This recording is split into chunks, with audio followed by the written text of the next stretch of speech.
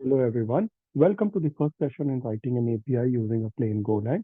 So before we jump into the code logic, let's first understand how actually request and response mechanisms works on the server and how the web service handle a request. So in this session, we'll target two things. One will be how a request is handled in a web service, and secondly, how specifically Golang handles the service request. Now let's first understand how a request is handled. So if you can see, this is a plain diagram in my screen. So now what we have done is this is server where a connection handler and a port is made, and we are requesting to port 8000 and getting the response from port 8001. Now, for calling a web service, we hit a URL on a specific port. So what we are doing here is we are hitting a URL on 8000 port.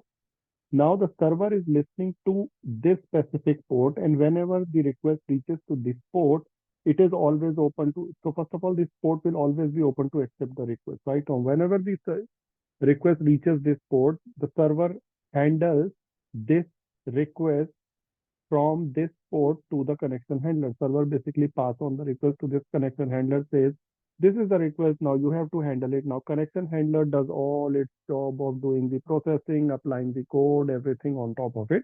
Once the response is ready, to be noted here, a response can be error, 404, 200 or anything. It handles the response or provides the response to the port 8001, and finally the server returns the response. So at a very high level, this is how in actuality a request is handled in any programming language. Now there is one question that I have in mind is why there are two ports, one port for handling the request and the other port is for giving the response only. Why can't we have a same port for getting the request as well as for getting the response as well? Now the answer is, since this port is by default opened by the connection handler, so we have no view of it. So this has been abstracted from us. So the port from which response will come from the server, that will be internally managed by the connection handler. If you have noticed that when we write an API, we always specify to which part this API will hit. That means which will be the incoming port or the request port. We never specify about the output port or the response port because that is internally managed by the runtime of the language on which we are working on. Now, the other problem that may occur if we keep the same port same, that may occur is if somehow we manage to have the same port for the request and the response, the problem that may have is in terms of very high load or in terms of very high traffic, our request and response will delay because the same port is serving both the things and I'm getting a lot of requests, a lot of responses going from the same port. That port will always be busy in that case, right? Now, okay. So now, till now we have understand how a request is handled in a generic programming language. Now let's talk about how Golang actually handle it. If you can see my screen, I have slightly amended the diagram very specific to Go. Now, what happens for the Go is when a request comes, it comes to port 8000. Now, this request server handles it to http.default serve must. Now, what this default serve must is, it is the default server we get with Go standard library that does the job of handling the connections of it, right?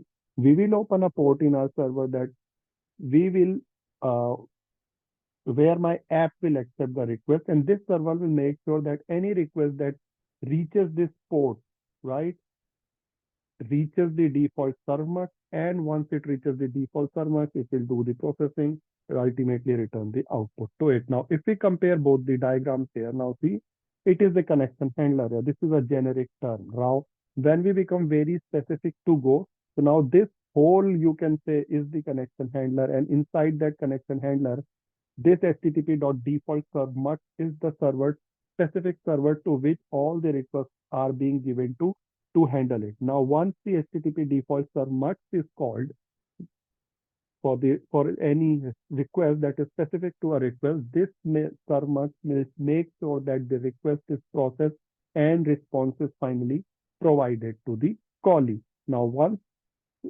the request reaches the http.default server, it will actually initiate the code that is being written or the logic that is written for the API, and inside that API, it will create a Go routine that will basically does the job for us. All the processing and everything will be done by the Go routine. Now, in a similar way, if I have 10 requests, then default server will create 10 instances of the code with 10 Go routines, and each and every Go routine will be unaware about each other. So there's an atomicity that has been kept in mind, right? Now, the responsibility of that Go routine will be to take the request, process the output, and provide it back to the response port to the server so that it can be served. Now, this is how exactly at a high level a request is handled in a Go web service. Let me reiterate it once more. A request will come at port 8000.